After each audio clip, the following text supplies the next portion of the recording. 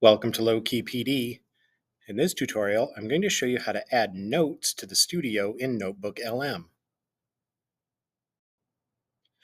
So in addition to these uh, artifacts that you can create, the audio overview, the video overview, the other ones, you can just add a note that has your own thoughts on things in there. So if you click on this button, Add Note, a little tiny little notepad shows up.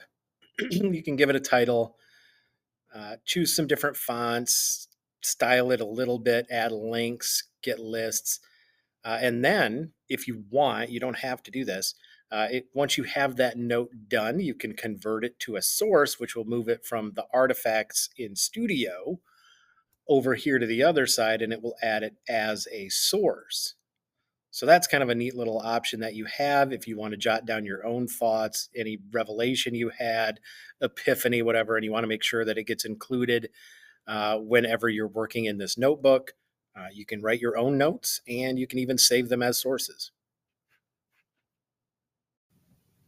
Don't forget to like and subscribe for more tech tutorials, and you can find my videos on YouTube by searching Low Key PD.